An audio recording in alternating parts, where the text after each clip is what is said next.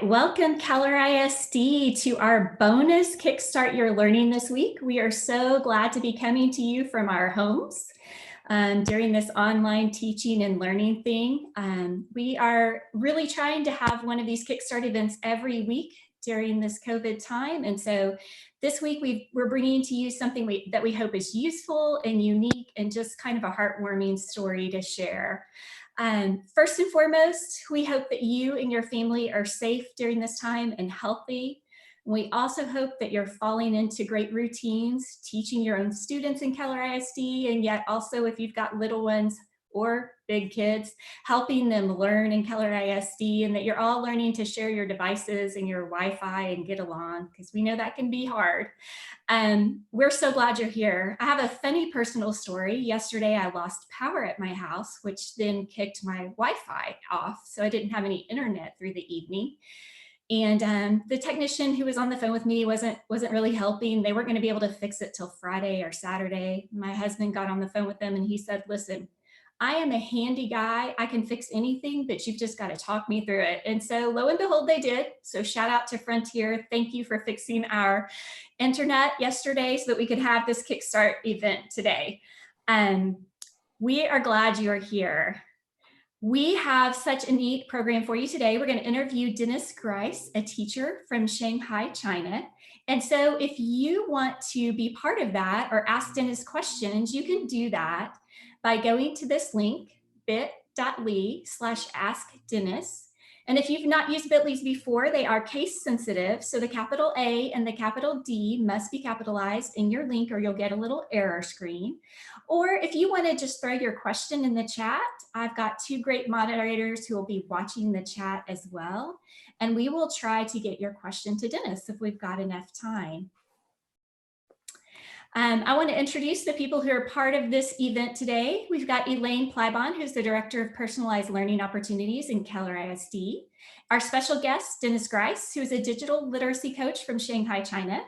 Sarah Smith and Laura Gonzalez are facilitators for EdTech, and they're helping me moderate the chat, get your questions to us, and help you with any technical problems you might have. Aaron Reister, our director, who's always running the tech in the back end. Thank you. And then myself, I'll just be introducing our special guests today.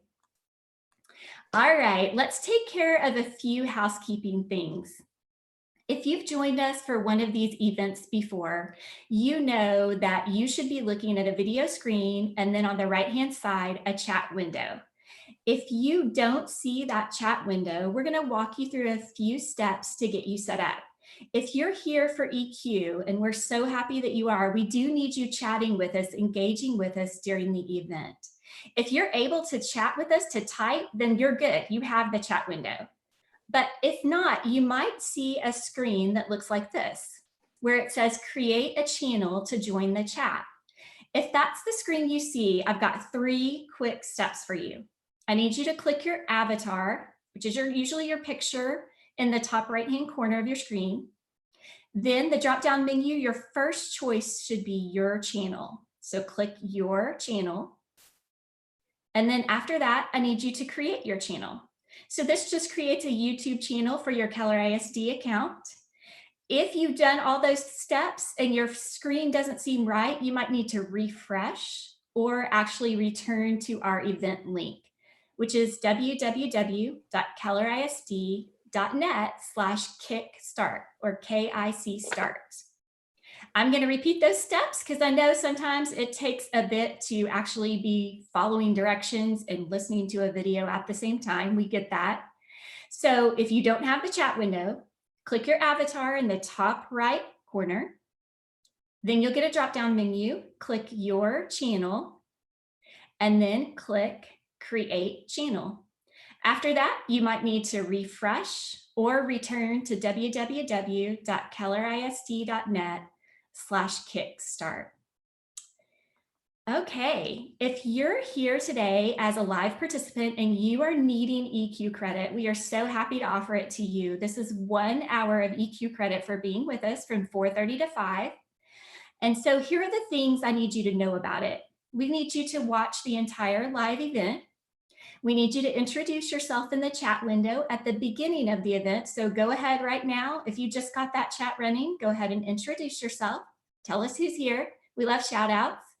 And then during the event, if you'll post a comment, a question, anything encouraging, if you'll engage with us during the event, we would really appreciate that. At the end of the event, after we have our interview with Dennis, then I'll give you a link to a Google form to fill out for EQ credit. We usually let that link go for about 48 hours, and then we go in there and we take all the names and we award the EQ credit. So try to get in there right after the event and go ahead and get that form filled out. It's short, it's not extensive at all, and let us know that you were here, and then we will happily get that credit assigned. Also, if you didn't know, the link that you're at, kellerisd.net/kickstart, is the typical link for our educational technology YouTube channel. So all of our past videos live on that channel, and you're welcome to go back and watch any of them that you missed or one that might be interesting to you or learning that you need. We also have those in a Canvas course. If you want to watch a past event for EQ credit, then we can help you do that in a Canvas course. Just shoot us an email and we will get you pointed in the right direction. Okay, on with the show today. Today, we're interviewing a teacher from the front lines. We're interviewing Dennis Grice from Shanghai, China, and we're super excited to have him with us. So I want to introduce both people who are joining us today that aren't typically on the show. Elaine Plybon is our Director of Personalized Learning Opportunities in Keller ISD. And she and her great team, we love working with them, work with our students to offer Keller ISD I Choose virtual learning program, which includes facilitated virtual classes, blended learning opportunities, and also accelerated programs. So thank you very much for Elaine. Elaine actually pitched this idea. And so with us as well today is our special guest, Dennis Grice, who is a friend and colleague of Elaine's. Dennis is a digital literacy coach at Concordia International School in Shanghai, China. He's been there since 2015 and has more than 20 years experience working with students, teachers, and technology. He's a Google certified innovator and a discovery education guru, both awesome programs if you've been on our show before and supported by Keller ISD.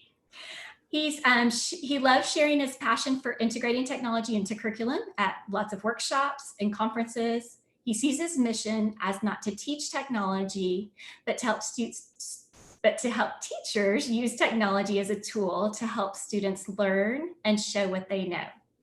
He has a passion for digital storytelling, and he believes that teaching is a spark that ignites curiosity and develops a lifelong love of learning, which is our goal for all of our students and teachers in Keller ISD. So without further ado, Elaine and Dennis, I'm going to let you take it away. All right. Hello, everyone. I am Dennis Grice, and that was a great introduction. I couldn't have written it better myself. Great. That's a very good introduction. Yeah, thank you. So Dennis, yes, Elaine. I've heard most of your stories, but I'm going to ask you to start off by just introducing yourself a little bit more. Tell us a little bit about yourself and maybe a little bit about, I guess I'm kind of trying to get at how did you get where you are right now as far as how things kind of unfolded in China, where you were when it happened, et cetera. Yeah, we sort of kind of, this kind of got dropped on us with not a lot of preparation. Actually, January 24th, I left Shanghai to go to a wonderful tropical beach for Chinese New Year break. And while I was sitting on the beach, we started getting messages that, oh, flights to China are being canceled.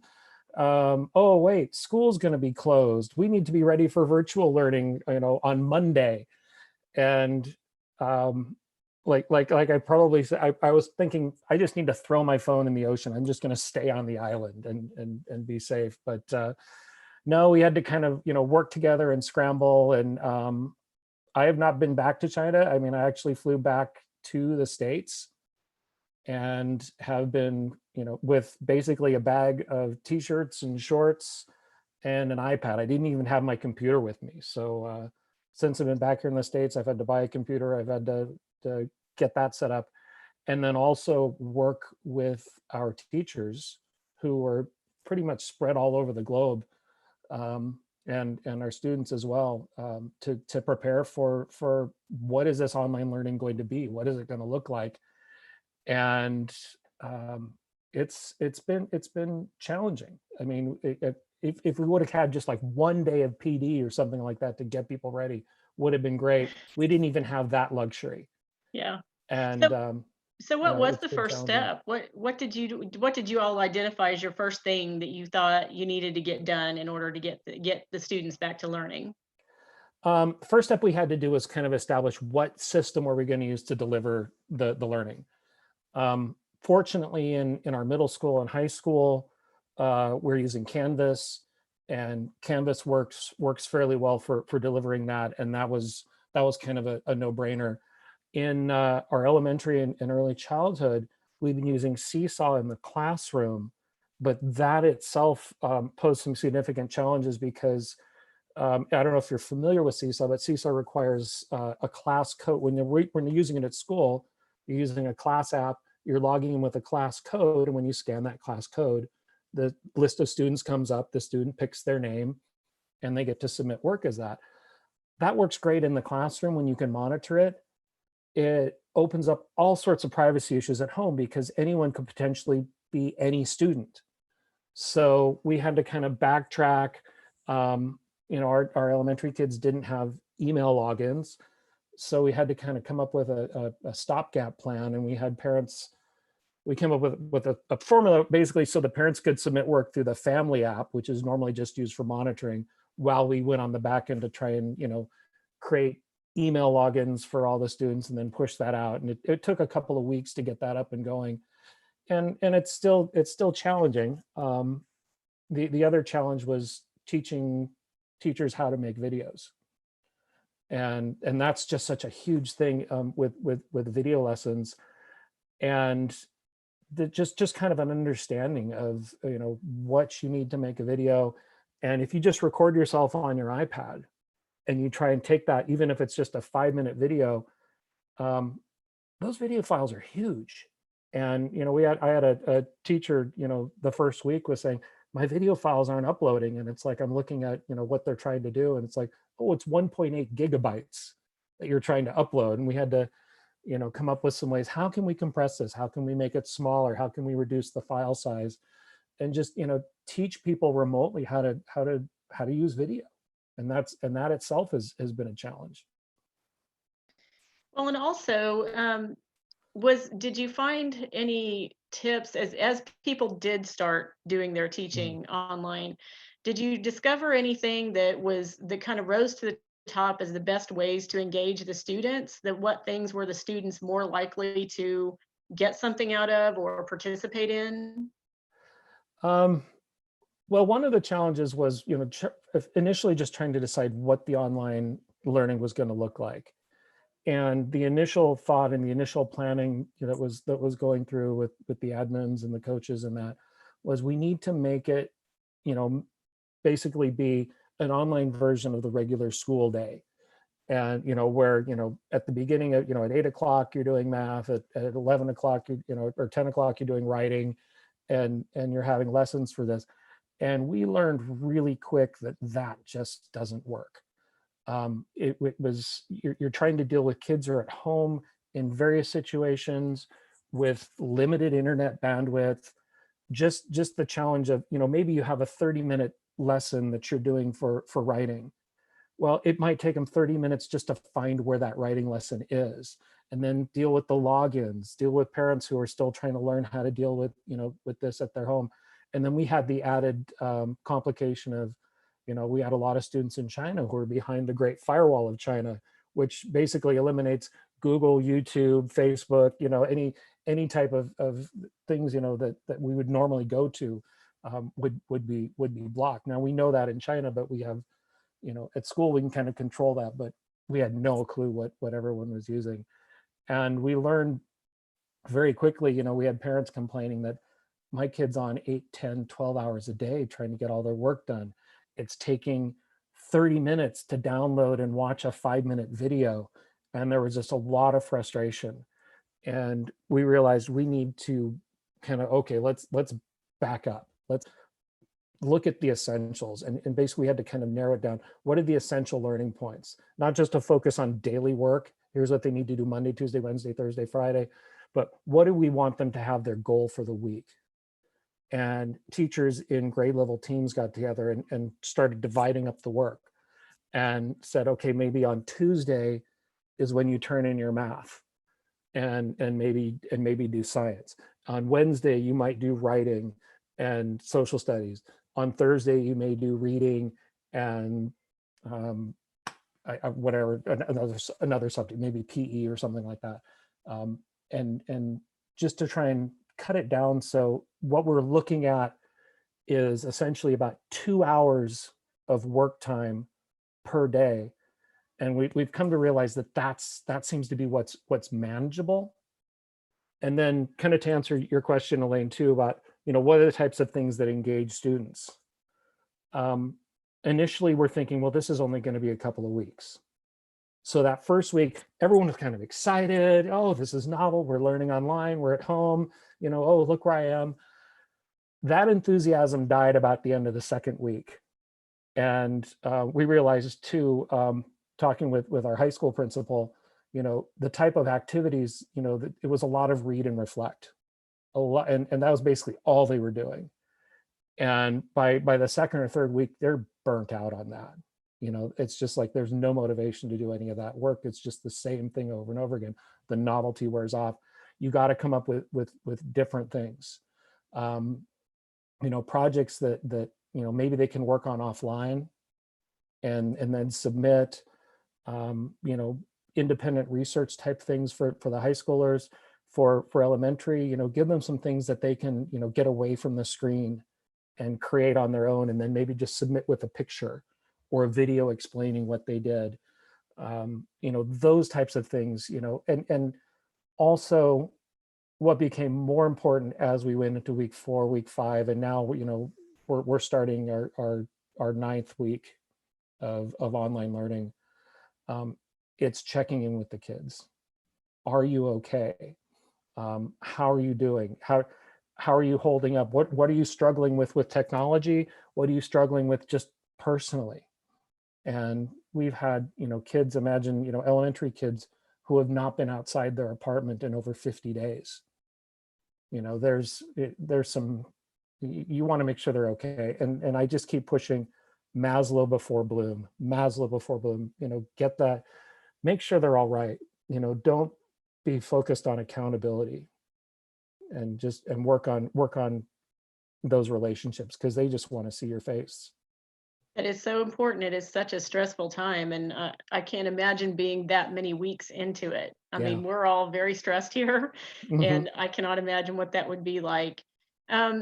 So if you think about this whole situation kind of as a whole, what things do you think might come out of this that would remain? The question that somebody posed was that, there's going to be some things that we've put into place that were just for this kind of stopgap kind of measure. But what things do you see that might be carried on into the normal school day? One of the things that we sort of learned early on was teachers who are equipped to do flipped classroom lessons made the transition into online learning very, very, very easily, because they've already had experience creating short video lessons. And then if you're familiar with flipped classroom techniques, you kind of put your content in a short 5 to 7 minute video, and then you use that time to go around your class and ask questions and check to see if they're getting it, if they're understanding the concept. And what takes the place of that in the online learning would be the Zoom calls or the online check-ins.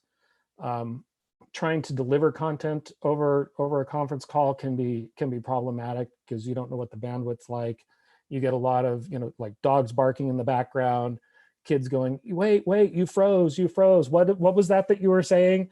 So having the videos done ahead of time and then using the live sessions to do the check-ins have helped. We'll probably continue to do that, and teachers have learned a lot about video.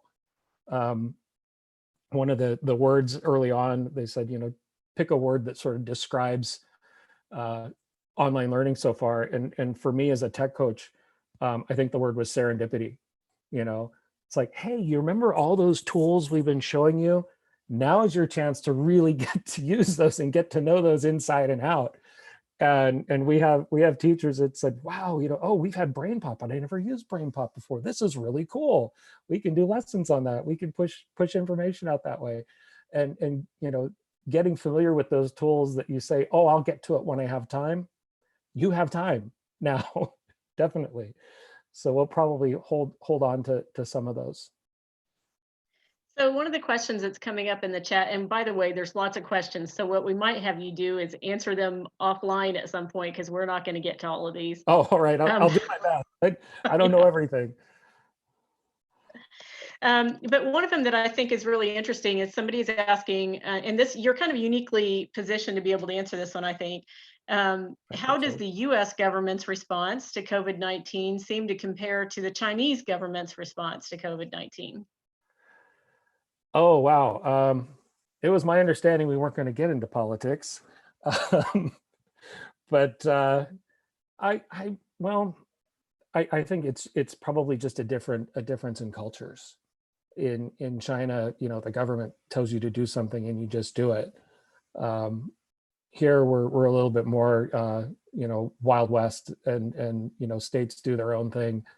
But it's great to see, even just now with I'm currently in Upland, California, and California is kind of under shelter in place, and for the most part, I see a lot of people doing that, and that's what's important, to help limit your exposure to other people and other things, and just stay inside, but still stay connected.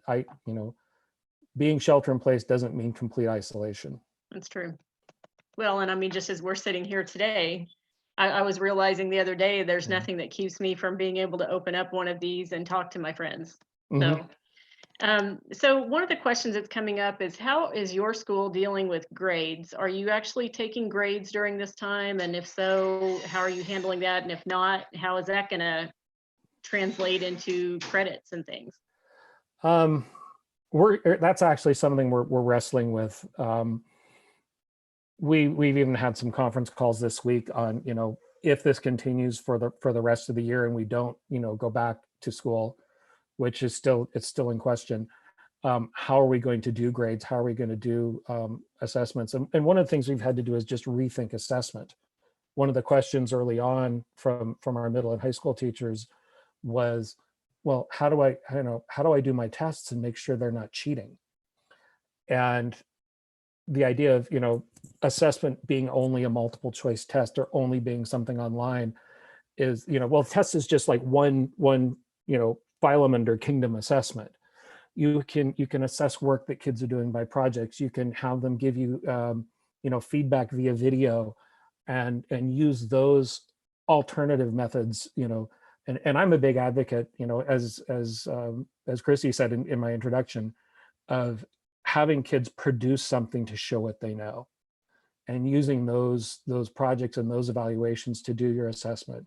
But at the same time, also being understanding of the situations that the kids are in, and it's understanding of what their personal situations are, and kind of dealing with it on a case-by-case basis, and reaching out to those kids who haven't been participating. Are you okay? What are you doing?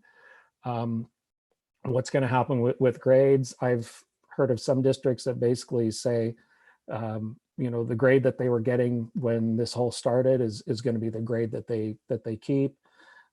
How we're going to handle that still remains to be determined. But if realistically, it would be logical to assume that if we had a kid that was getting an A before we went into this, what they do on online learning is not going to be the type of thing that could knock that down to a D or a fail. Yeah, I think that's pretty fair. You know, when you've got students, it sounds like you kind of have the same situation we do, where you've got some students who are being responsive during this time, and other students who maybe are not being responsive during this Mhm. time, and it makes it really difficult. One of the questions that's coming up is, if you go back to school, or well, I guess regardless of whether you go back to school, when does your school year normally end there? Our school year is set to end around June 10th. And because of big, you know, and we're probably, you know, going to stick with that date no matter what, even if we continue online learning. There's talk about possibly, you know, providing summer enrichment for those that want that. But we're not looking at extending the school year. At least that's not been communicated with me in any way. And another question, I think this is a great question we always like to ask ed tech Sure. people. What is your favorite tech vehicle for delivering assignments? Having worked with teachers in all divisions, and also dealing with the challenges of kids that are in China and kids that are not in China, we've had to learn to be flexible. And where, you know, even like in elementary, we've had kids that are in China that just can't access Seesaw for some reason, whether it's their internet connection or whether it's being locked. And those students, you know, they need to communicate. We can have work with the teacher to say, okay, I can put most of my stuff here, but for kids that can't get it, I need to have a backup or another way to share that information or get that information out. So, you know, one example, and I know there's been some security issues with Zoom, but Zoom has actually been working quite well. If you follow the, you know, make sure you do automatically generate codes. Don't share your personal ID out publicly anywhere. You know, do what you can to prevent hackers from getting in. But that's been something that's worked well both inside China and out. And then, you know, other vehicles would be tools that you could use for online learning in the States. If you have Discovery, that's a great one to use. We've found things like BrainPop has been really helpful, and a lot of the online tools that kids can work on independently have been really helpful as well. I really appreciate your mentioning about the flexibility, because I think that's something we've all learned. You know, we don't take classes in college when we're preparing to be teachers on what to do in a global pandemic.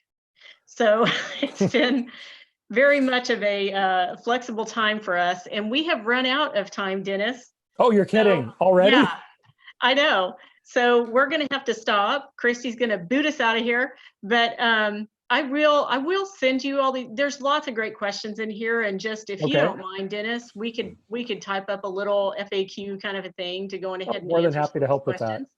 And we really appreciate you being here. Can't tell you how much it's been so great, and I know that it's been valuable for everybody. Well, if I could say something to everyone too, I mean,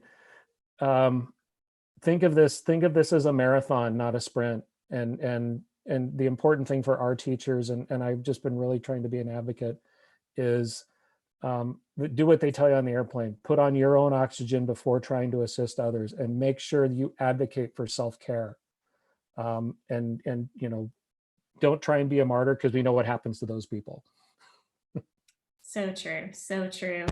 Dennis and Elaine, I can't thank you enough for offering to do this for us today, for carving out some time, for sharing with our teachers and answering questions. It was just a really unique story experience to hear from someone else who's ahead of us in this pandemic, but experiencing the same thing. I loved some of the common language, the common tools.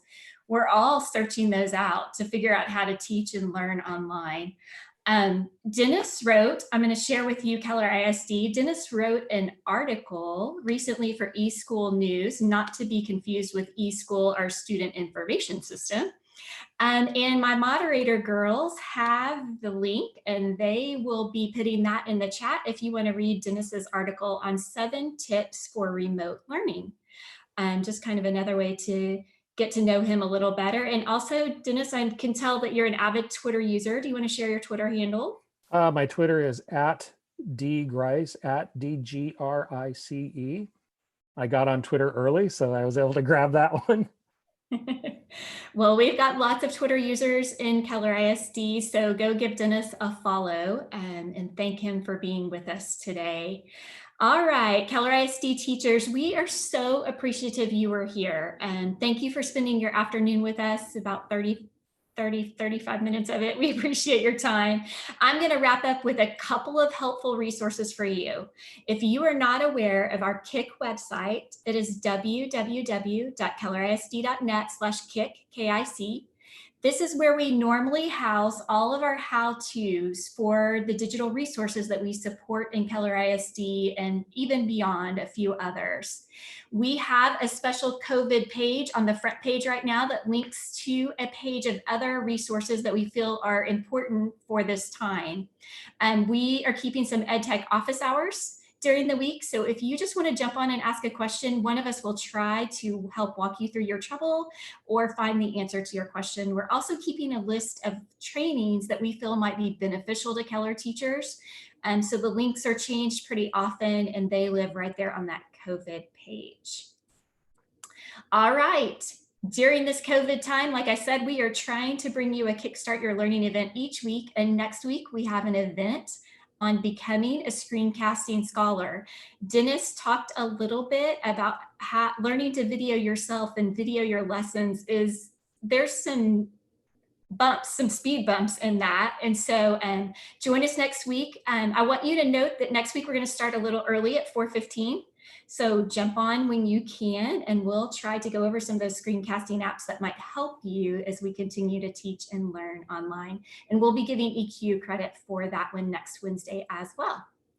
And those of you here for EQ credit today, your link for the Google form is bit.ly Kickstart Live. Bitly's are case sensitive, so the KICS and the LIVE do need to be capitalized to get to the correct link. Take a quick picture with your phone if you can, or Sarah and Laura, I know, will be throwing that into the chat. And then we also write a weekly blog with a short tip, trick, or tool for educational technology. So if you want to go to the website there and sign up to receive our notifications, then you'll get that once a week in your email. Keller, I hope you have a great afternoon and enjoy this beautiful weather. Looking forward to a great holiday weekend this weekend. Dennis and Elaine, I hope you guys have a great weekend as well. Thank you so much for joining us. We'll sign off. Good night, Keller ISD. Thanks. Thank you. Thank you, everyone.